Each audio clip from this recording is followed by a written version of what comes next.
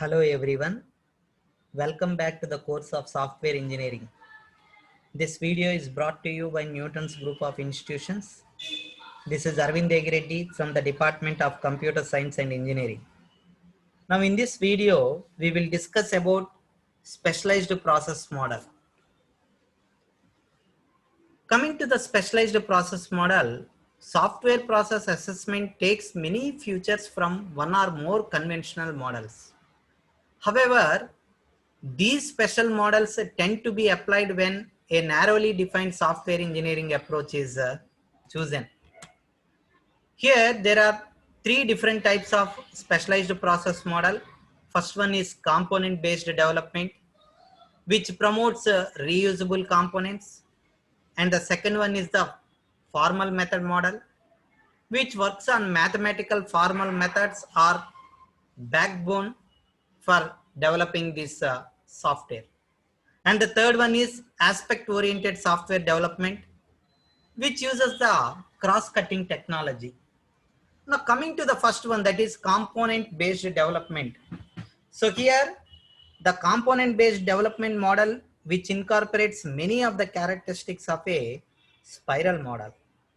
It is evolutionary in nature, which uses an iterative approach to the creation of the software. And the component-based development model constructs applications from pre-packaged software components. Coming to this, we know that object-oriented technology, which provides the technical framework for component-based process models for the software engineering. So, the object-oriented paradigm, which emphasizes the creation of classes that encapsulates the data and the algorithms which are being used to manipulate the data. So if properly designed and implemented, then these object-oriented classes are reusable across different applications and computer-based system architecture.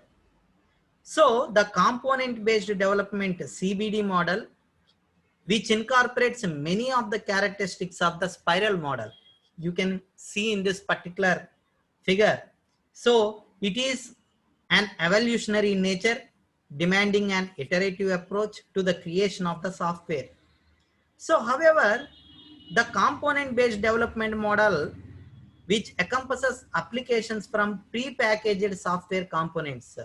So here, the engineering activity begins with the identifying the candidate components.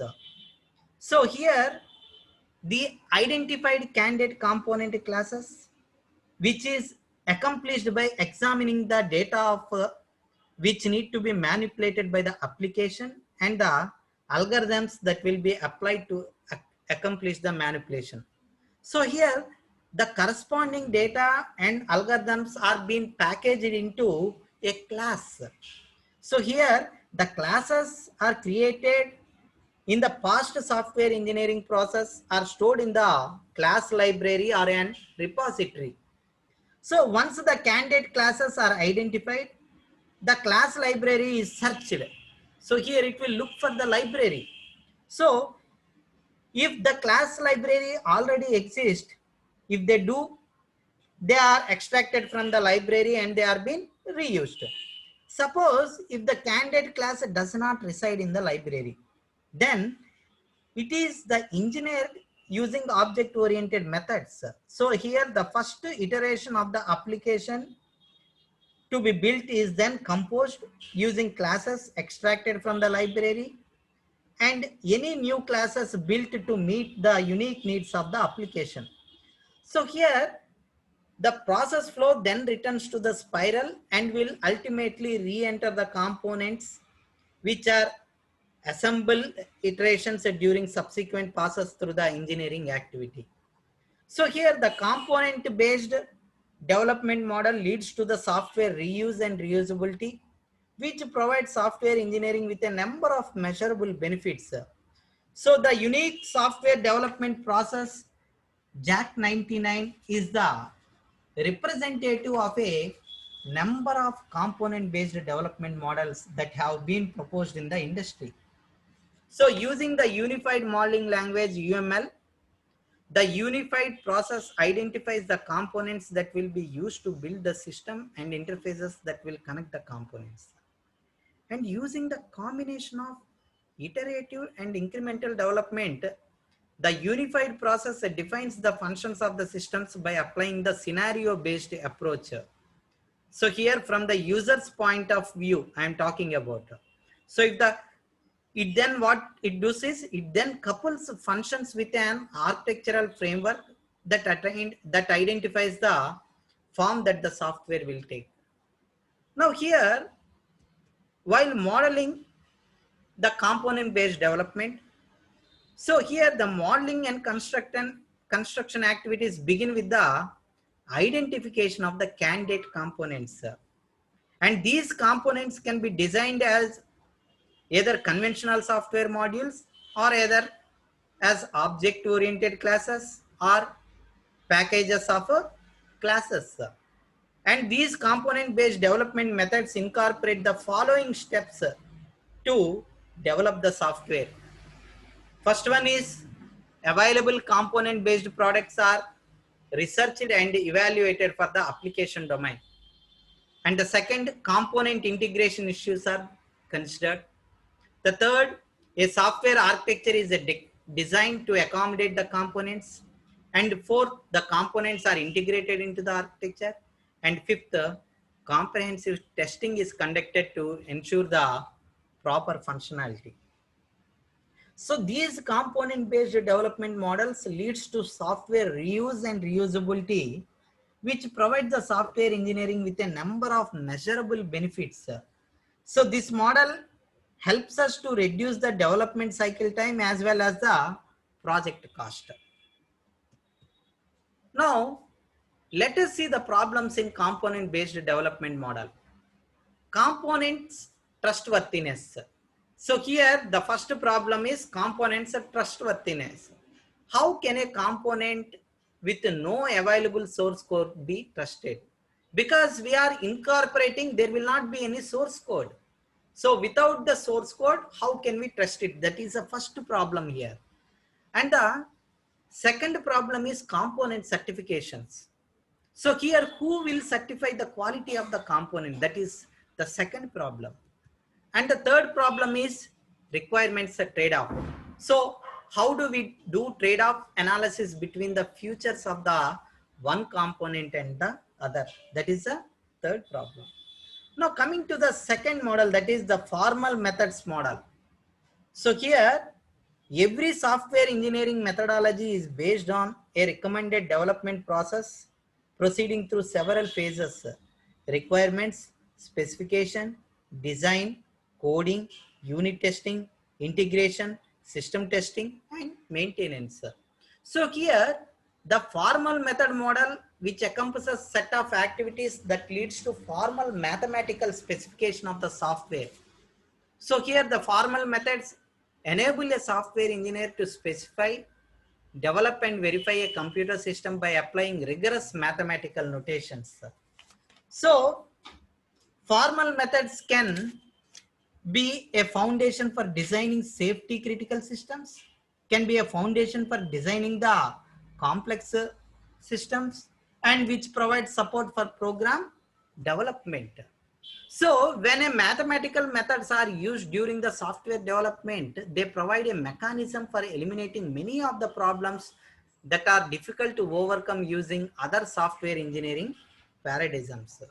And here, these formal methods provide the basis for software verification, and therefore they enable software engineer to discover and correct the errors that might otherwise be undetected. So here the formal method model has a set of activities that leads to the formal mathematical specification of the computer software. So here the formal methods, they help to specify, develop and verify the computer based systems by applying a mathematical notation.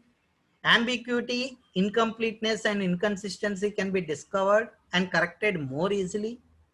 So when these formal methods are used during the design, they help in program verification and therefore they enable to discover and correct the errors. Thus the formal method models provides defect-free softwares. But here there are some disadvantages in this formal method model. So here the first disadvantage is the development of formal model is quite time consuming and expensive. And the second disadvantage is because few software developers have the necessary background to apply the formal methods, therefore extensive training is required for them. And it is difficult to use this model as a communication mechanism for technically unsophisticated people. So these are the three disadvantages of formal methods model. Now coming to the third model, that is aspect oriented software development model. Here the aspect oriented software development model AOSD aims to address the cross-cutting concerns by providing the means for systematic identification, separation, representation, and composition.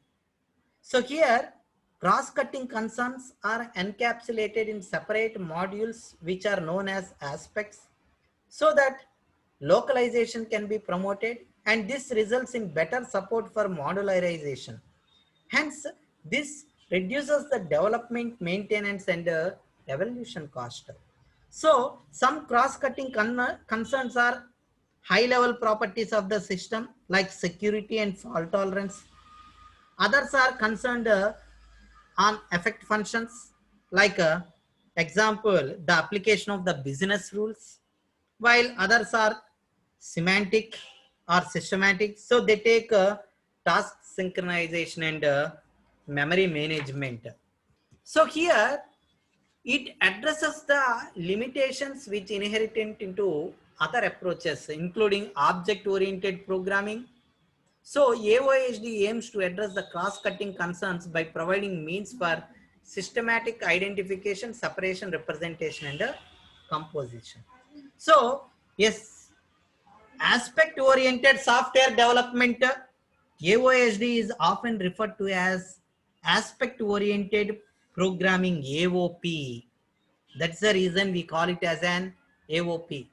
So here, this provides a process and methodological approach for defining, specifying, designing, and constructing the aspects. So here, the aspect-oriented process is likely to adopt both evolutionary and concurrent process models. So here the evolutionary models is appropriate as aspects are identified and then constructed. So here the parallel nature of the concurrent development is essential because aspects are engineered independently of localized software components. And here we have several advantages of using this model. So here it provides better modularization which supports for the software designs, reducing software designing and development and maintain cost. That is one advantage. And because these concerns are encapsulated into different modules, localization of the cross-cutting concerns is better promoted and they can be better handled. And they promotes reusability of the code. That is another major advantage. And here we have small code size due to tackling cross-cutting concerns. So these are the different advantages what we find in aspect-oriented software engineering. So here AOCE uses the concept of horizontal slice through vertical decomposition software components, which are called as aspects, to characterize the cross-cutting functional and non-functional properties of the component. So here semantic aspects include user interfaces, collaborative work, distribution, persistency, memory management, transaction processing, security, integrity, and so on.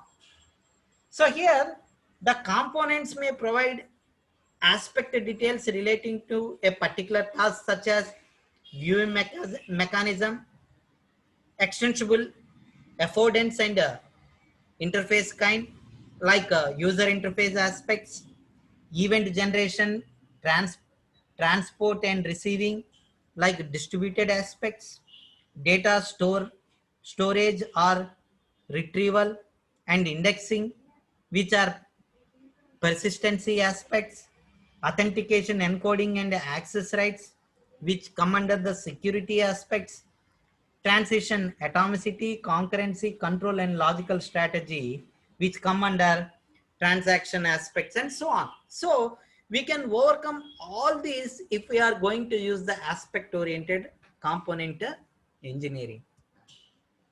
That's all for now. Thank you all. If you like this video, please subscribe to my channel and press the bell icon for the latest notifications. Thank you all.